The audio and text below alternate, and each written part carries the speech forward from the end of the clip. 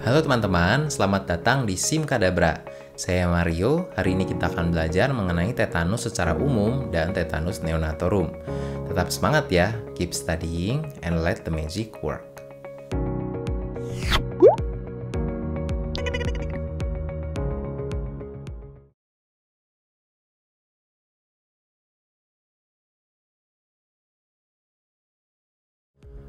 Oke, hari ini kita akan membahas tentang tetanus ya teman-teman.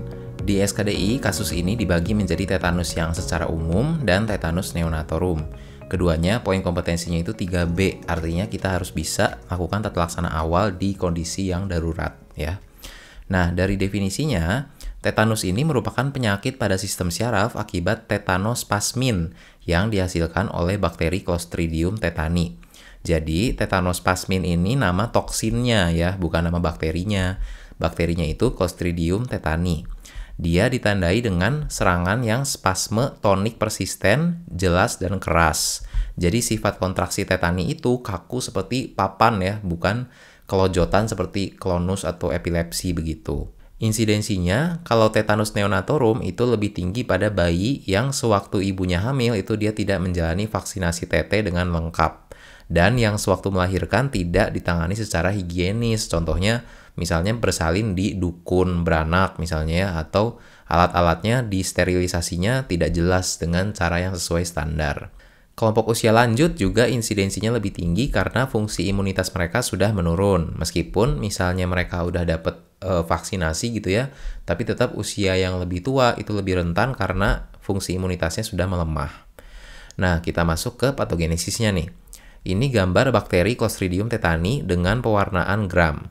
Kalau teman-teman perhatiin, di ujung dari bakteri batang ini ada bagian yang membulat ya. Nah, bagian yang membulat itu isinya adalah spora. Jadi kalau ada luka terbuka, bakteri Clostridium ini masuk nggak harus bakterinya langsung, tapi bisa juga sporanya aja yang masuk.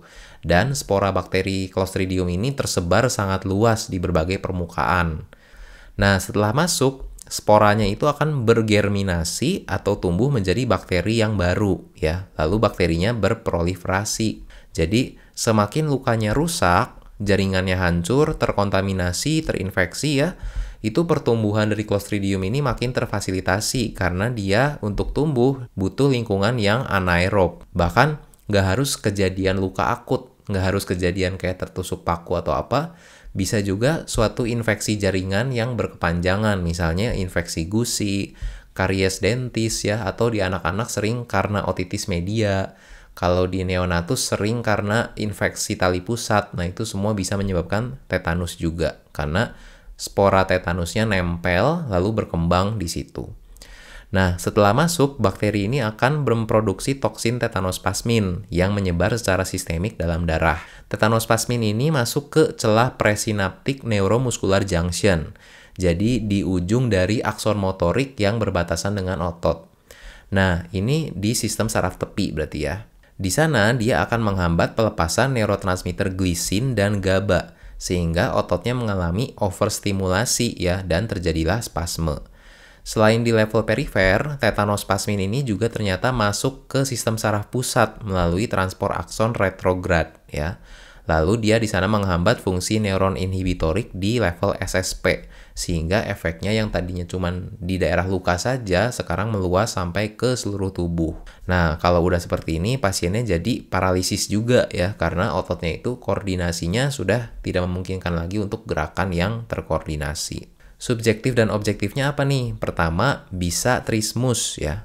Trismus itu disebut juga lockjaw, itu pembukaan mulutnya terbatas. Jadi di pasien di gambar ini, itu pembukaannya cuma bisa 2 cm.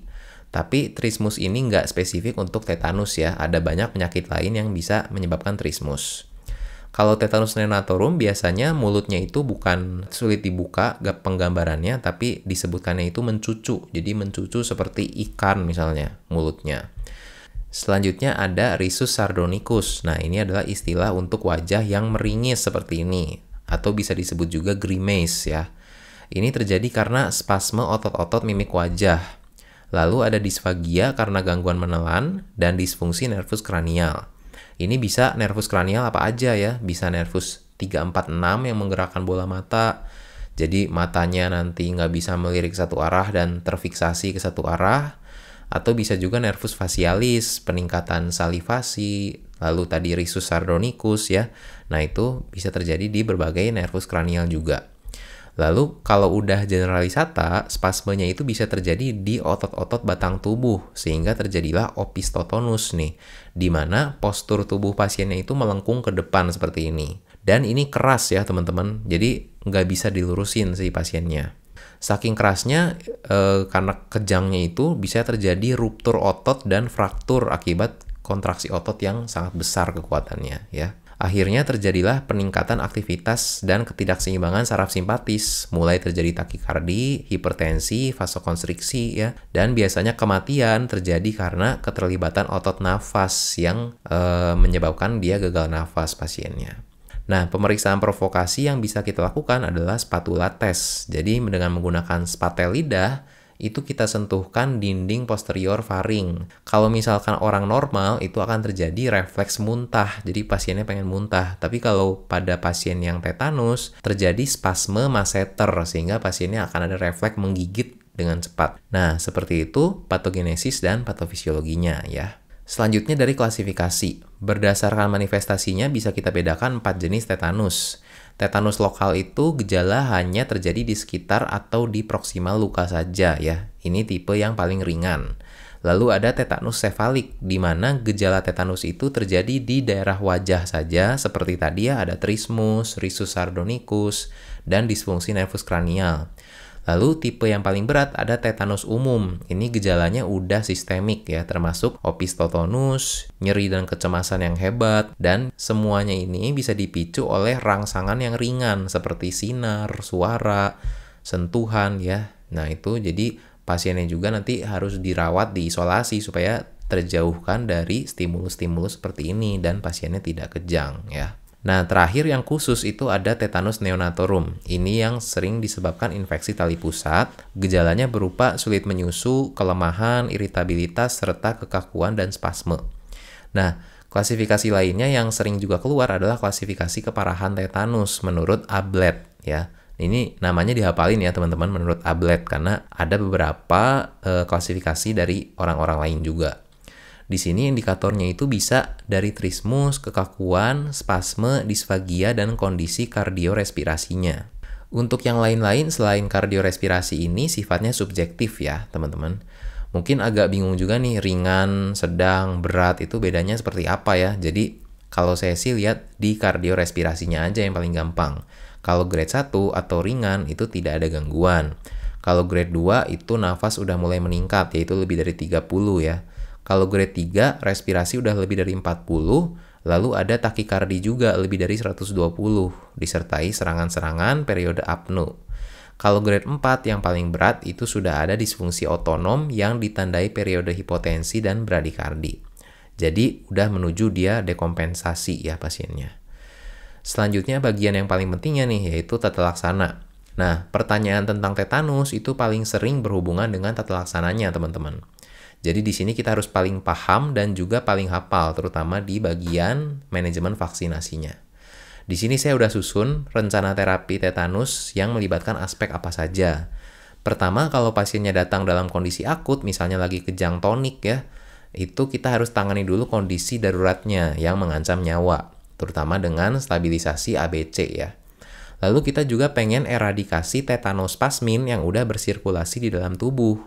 Lalu yang ketiga, kita tangani sekaligus cegah kejadian spasme berikutnya dengan obat antispasmodik atau antikonvulsan. Yang keempat, kita eradikasi infeksi bakteri Clostridium-nya yang ada di dalam tubuh pasiennya dengan antibiotik. Yang kelima, kita tata laksana suportif lainnya yang dibutuhkan dan gejala-gejala tambahan lainnya. Dan yang terakhir yaitu manajemen vaksinasi. Nah, aspek-aspek ini tidak harus berurutan banget ya. Sebagian besarnya sih dilakukannya bersamaan juga. Kalau standar kompetensi kita sebagai dokter umum, karena kita wajib tahu tata laksana awalnya, maka ketiga aspek inilah yang wajib dipahami ya. Untuk penggunaan antibiotiknya, antispasmodik dan tata laksana suportif lain akan kita konsulkan ke dokter spesialis. Tapi meskipun begitu, nggak ada ruginya untuk kita pelajari juga garis besar dari poin-poin yang di warna abu-abu ini ya. Pertama, atasi kondisi darurat dan mengancam nyawa. Jelas kita harus stabilisasi dulu kondisi ABC-nya ya. Untuk airway ini ada faktor penyulit, yaitu keadaan trismus tadi. Teman-teman kalau mulutnya susah dibuka, jadi kan kita susah memasangkan airway device ya, kayak oropharyngeal tube atau intubasi endotrakeal, itu kan susah. Jadi kalau kondisinya seperti itu dan airway-nya memang terhambat ya, jadi pilihannya adalah dilakukan krikotiroidotomi atau tracheostomi. Nah, untuk breathing-nya kita suplementasi oksigen atau beri bantuan ventilasi kalau memang terindikasi. Lalu untuk circulation-nya kita berikan kristalloid sesuai kondisi hidrasi. Tapi terutama pada neonatus ya, kita harus pantau kadar gula darah pasiennya. Karena kalau pasiennya sering kejang, maka otot akan mempergunakan banyak cadangan glukosa ya, sehingga bisa terjadi hipoglikemi juga pasiennya. Nah, pada kondisi ini cairan infus yang lebih dipilih itu D5/4 NS. Nah, ini terutama untuk neonatus lebih menjadi pilihan ya. Selanjutnya jangan lupa kita harus debridemen lukanya. Luka ini kan menjadi sumber infeksi sekaligus sumber dihasilkannya tetanospasmin yang terus-menerus ya teman-teman. Jadi nggak ada gunanya tuh kalau kita tata laksana suportif, kita kasih antitoksin tapi lukanya dibiarin. Ya itu tetap aja menghasilkan tetanospasmin terus. Nah kita harus hentikan pendarahannya, bersihkan jaringan nekrotiknya, dan lakukan desinfeksi. Kalau memang perlu bisa dilakukan juga debridemen yang operatif. Nah, selanjutnya step 2, kita eradikasi toksin tetanus yang bersirkulasi dalam tubuh. Untuk ini kita pakai Human Tetanus Immunoglobulin atau ATS. Kedua agen ini prinsipnya sama ya teman-teman. Mereka mengandung antibodi untuk mengikat toksin tetanus tadi. Cuma yang HTIG sesuai namanya itu berasal dari serum manusia yang human ya. Sedangkan yang ATS itu dari serum kuda.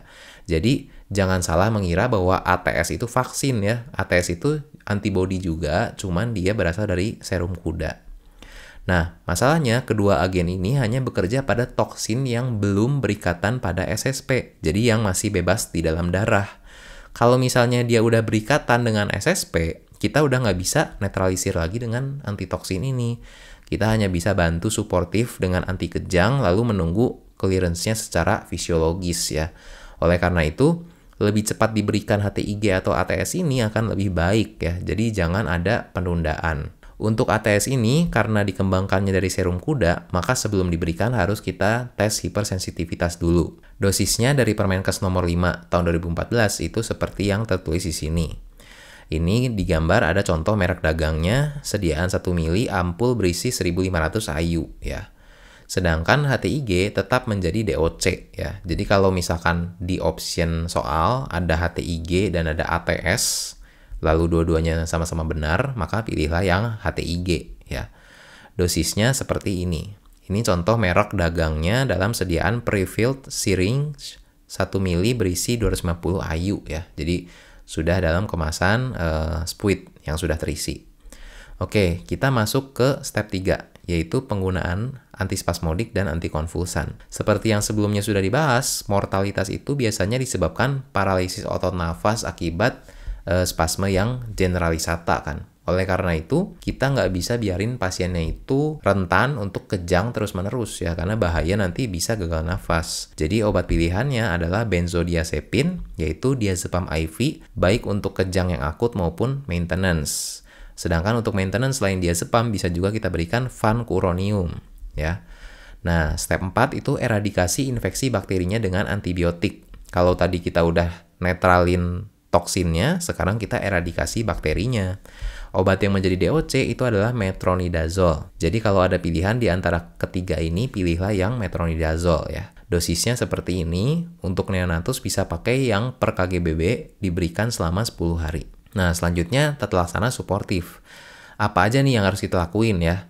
Pertama, pasiennya harus diisolasi, jauhin dari segala stimulus sensori seperti suara, cahaya, sentuhan, dan lain-lain yang bisa membuat dia kejang ya. Pasien juga perlu dirawat di ICU agar dapat dimonitor dengan intensif perkembangannya. Nah, untuk tetanus grade 4, tadi kan ada disfungsi otonom ya teman-teman, yang ditandai dengan periode hipotensi dan bradikardi. Nah, itu menurut literatur bisa dibantu dengan pemberian magnesium sulfat dengan dosis berikut. Nah, tapi sifat MGSO4 seperti pada umumnya yang kita tahu dari kasus preeklamsi juga ya, kita harus pastikan refleks patelanya masih ada dan tersedia antidotum ya, yaitu CA-gluconas.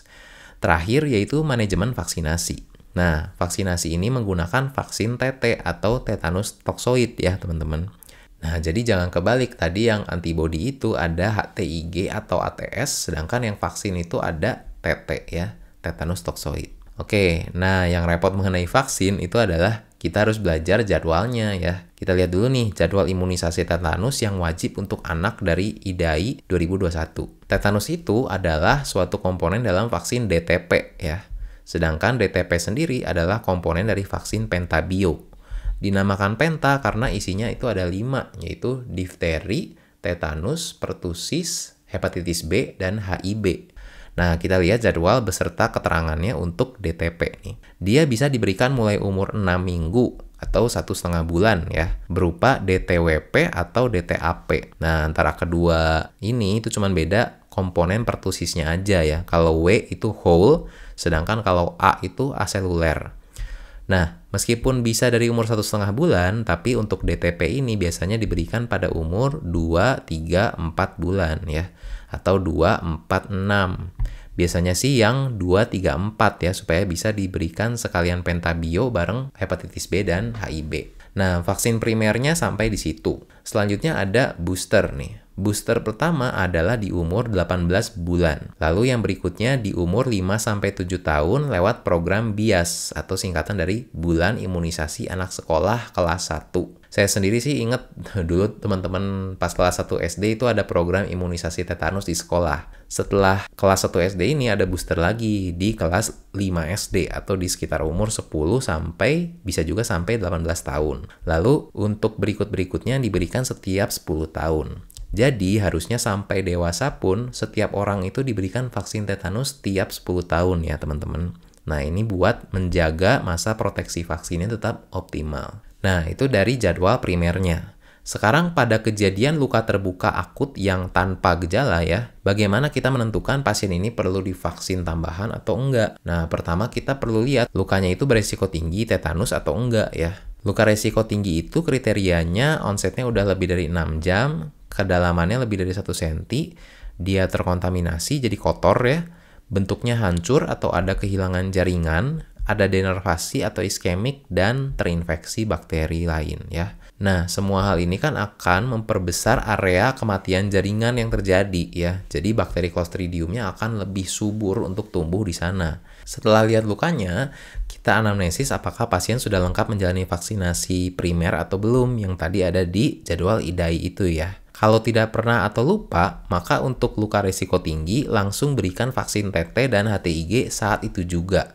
Nah, dosis HTIG untuk pencegahan di sini itu adalah 250 IU. Kalau luka yang resiko rendah, maka cukup berikan vaksinasi TT saja. Tidak usah diberikan HTIG. Nah, kalau pernah vaksin primer, tanya lagi kapan mendapatkan dosis terakhir. Untuk luka yang resiko tinggi, patokannya itu 5 tahun, sedangkan luka resiko rendah patokannya 10 tahun. Nah, teman-teman ingat aja, kalau resiko tinggi kan kita harus lebih hati-hati ya, harus lebih waspada. Jadi masa toleransinya ambang itu hanya 5 tahun, lebih waspada gitu. Sedangkan yang resiko rendah itu di 10 tahun, lebih longgar toleransinya ya. Nah, kalau lebih maka curiga masa proteksinya itu sudah habis. Jadi kita harus berikan dosis baru vaksin saat itu juga. Kalau kurang dari itu, kita tidak perlu berikan vaksin saat itu. Dengan catatan, nanti vaksinasinya teruskan sesuai jadwal ya, yaitu per 10 tahun. Jadi misalnya nih, pasiennya baru vaksin 3 tahun yang lalu. Nah, artinya kan dia nggak perlu vaksin saat itu juga karena masih kurang dari 5 tahun. Tapi tetap 7 tahun kemudian, dia perlu booster vaksin lagi karena vaksinnya harus dilakukan per 10 tahun. Seperti itu ya contohnya. Oke, mungkin sekian teman-teman pembelajaran mengenai tetanus. Semoga bisa membantu dalam belajarnya. Apabila ada yang ingin ditanyakan atau diusulkan, silakan tinggalkan di kolom komen di bawah. Nanti akan kita baca dan respons sesegera mungkin. Jangan lupa like dan subscribe jika suka dengan video ini. Lalu sarankan pada teman-teman kalian untuk ditonton juga ya. Terima kasih sudah menonton. Keep studying and let the magic work. Sampai jumpa di video selanjutnya. Dadah!